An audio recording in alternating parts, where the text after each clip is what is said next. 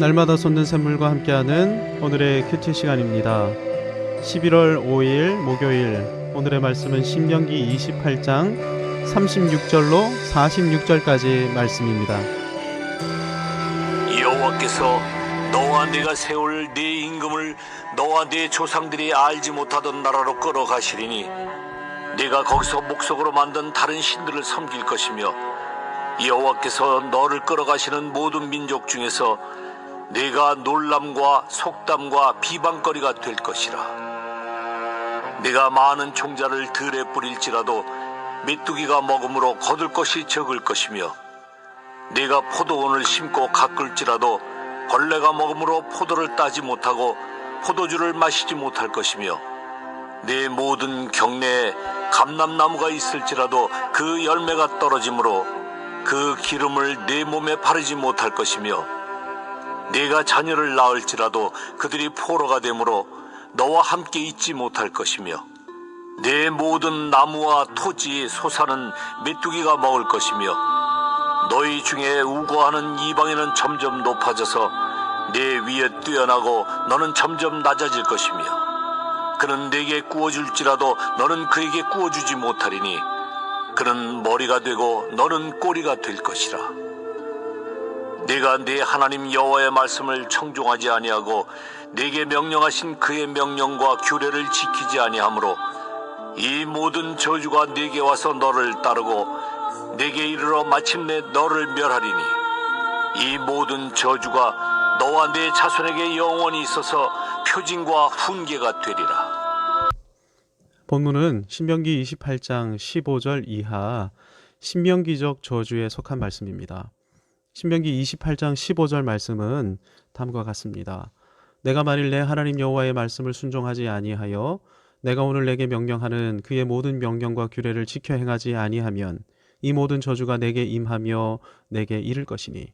신명기를 포함한 모든 말씀, 모든 명령과 규례를 따르지 않고 불순종하게 될 때, 신명기 28장 16절에서 68절까지 기록된 이 모든 저주가 임하게 됩니다.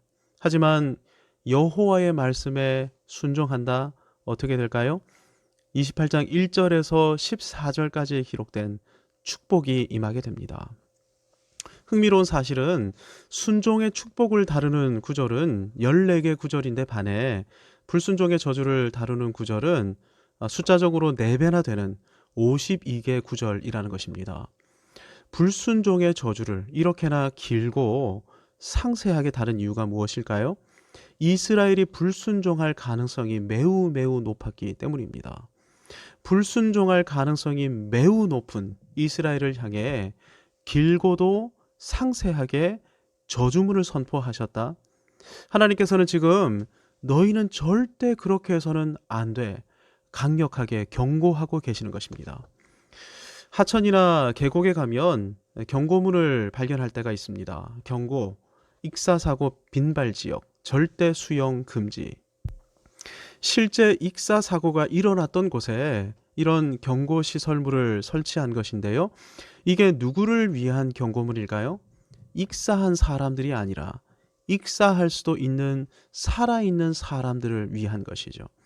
신명기적 저주도 마찬가지입니다. 1차적으로 신명기적 저주는 저주를 향해 발을 옮길 가능성이 있는, 불순종할 가능성이 있는 사람들을 향해 이렇게나 하나님의 저주는 상세하고 확실하니 절대 불순종으로 나아가서는 안 돼, 이렇게 경고하는 것이죠.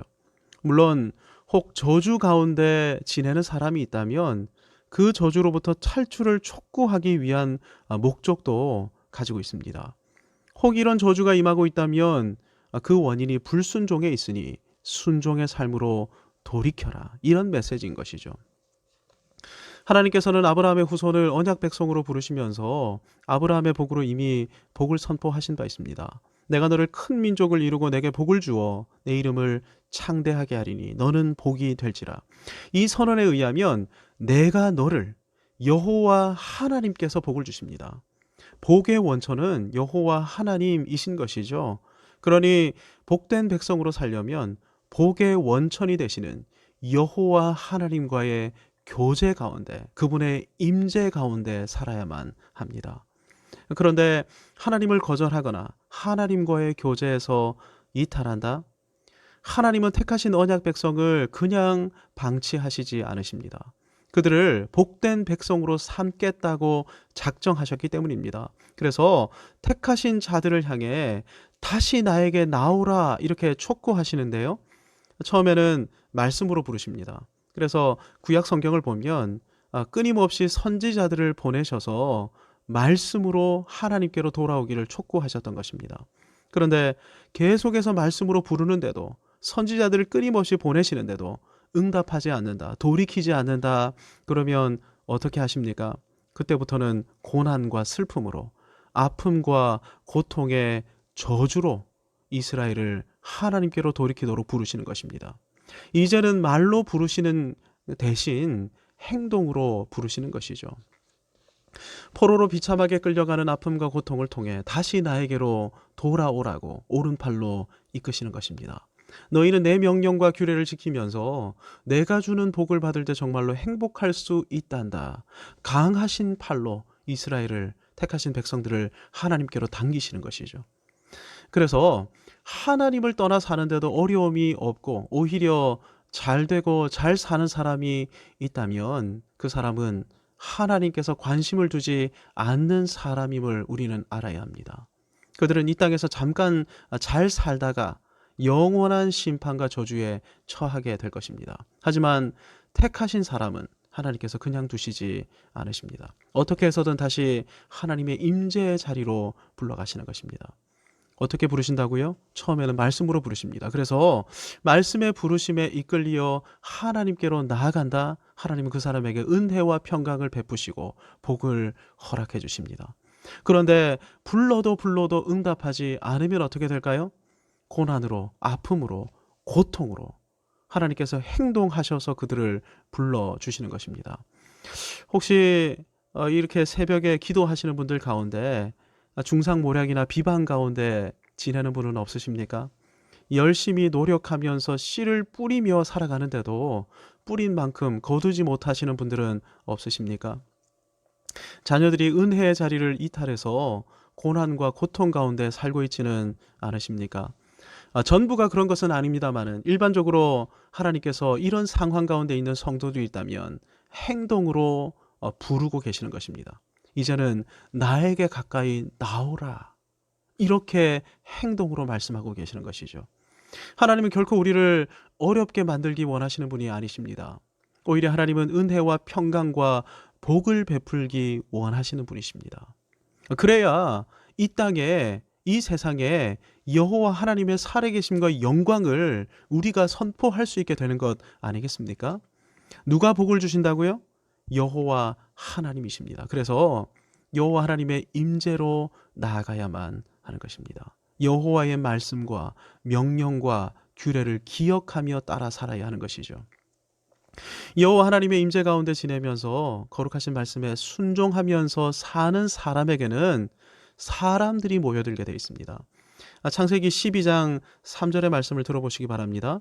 너를 축복하는 자에게는 내가 복을 내리고 너를 저주하는 자에게는 내가 저주하리니 땅의 모든 족속이 너로 말미암아 복을 얻을 것이라 하신지라.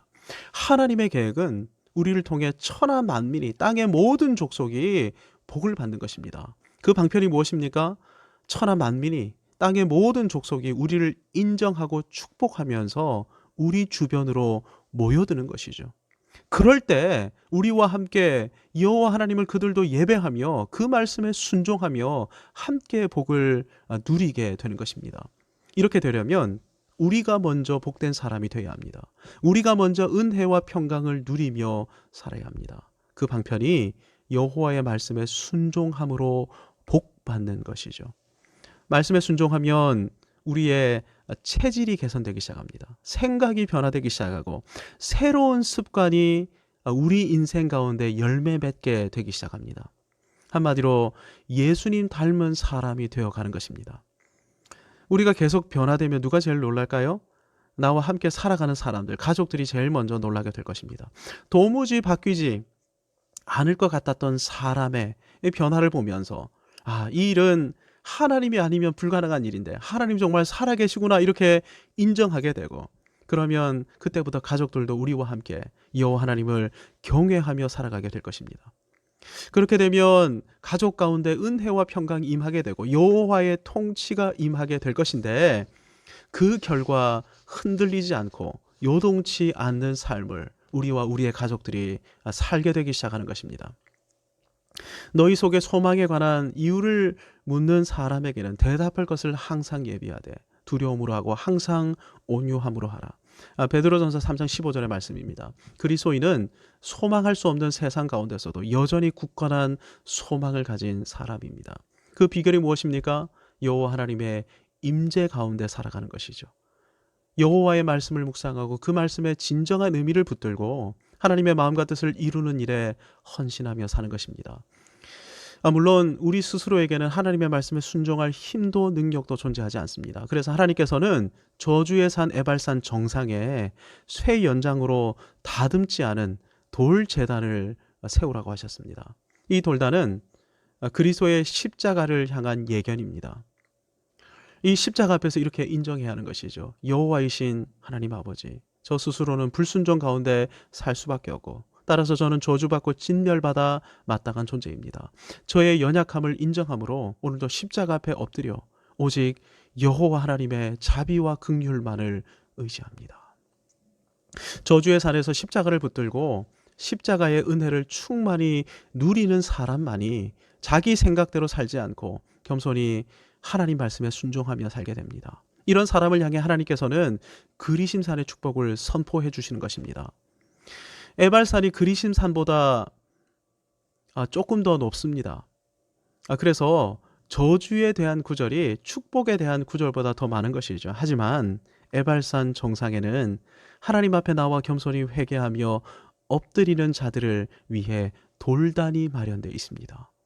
저주의 산이 저주의 산이 아니라 실제로는 은혜의 산인 것이죠. 어려움과 곤란의 와중에 우리를 은혜의 자리로 부르시는 선하시고 인자하신 여호와 하나님을 기억하며 오늘도 믿음으로 살아가는 저와 여러분이 되기를 소망합니다. 특별히 오늘은 우리 교회가 속한 남부노회, 가을노회가 공주에 있는 큰샘교회에서 개최됩니다. 성노회가 되기를 위해 기도해 주시기 바랍니다. 주신 말씀 붙들고 함께 기도하십시다. 살아계신 하나님 아버지, 오늘도 귀하고 복된 주님의 말씀을 허락하여 주시니 참으로 감사합니다.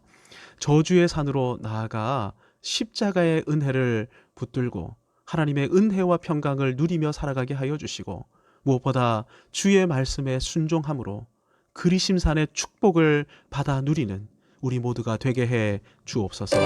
예수님의 이름으로 기도하옵나이다. 아멘.